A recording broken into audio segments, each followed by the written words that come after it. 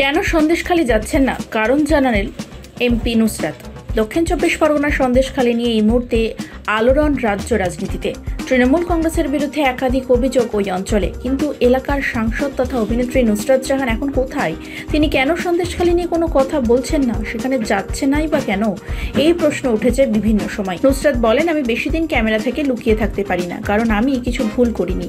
প্রতিদিন আমি ক্যামেরার মুখোমুখি হচ্ছি, এমন নয় যে আমি এর থেকে দূরে আছি। আমি ইতিমধ্যে এই বিষয়ে আমার মনের কথা বলেছি। আমি সবসময় দলের নির্দেশ মেনে চলি। রাজ্য সরকার প্রতিদিন সাহায্য পাঠাচ্ছে সন্দেশখালী স্থানীয়দের কাছে। যা যা দরকার তাই করা হচ্ছে। 7 দিনের মধ্যে লোকটিকে ধরতে বলেছে হাইকোর্ট। রাজ্য সরকার যা যা দরকার তাই করেছে। স্থানীয় প্রশাসনের সঙ্গে নিয়মিত যোগাযোগ রাখছি। আমি বুঝতে পারছি না আমার এলাকায় না যাওয়া নিয়ে প্রশ্ন তোলা হচ্ছে কেন। তিনি আরও বলেন, সেখানে নাকি 174 ধারা জারি করা হয়েছে। আমি সেখানে গেলে আমি আমার সঙ্গে আরও 5 জনকে নিয়ে যাব। এটা আইন শৃঙ্খলা বিরোধী হবে। আমি এমন কিছু করব না যা আইন শৃঙ্খলা বিরোধী হয়। মনে রাখবেন, আমরা আইনের ওপরে নয়, আমাদের প্রশাসনের ওপর আস্থা রাখতে হবে।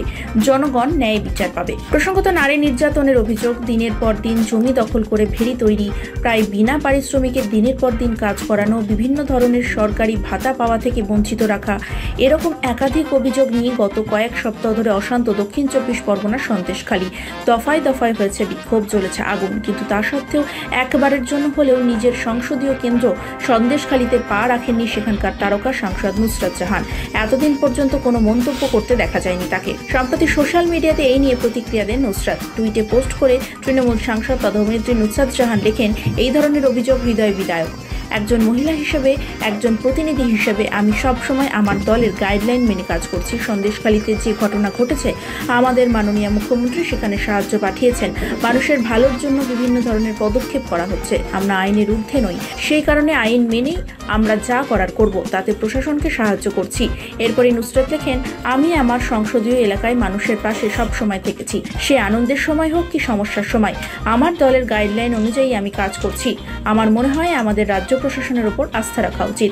যেটা অন্যায় সবসময় তার নিন্দা হবে। একে অপরকে নিশানা করে লাভ নেই, বরং একত্রিত হয়ে শান্তি বজায় রাখার লক্ষ্যেই আমাদের এগোতে হবে।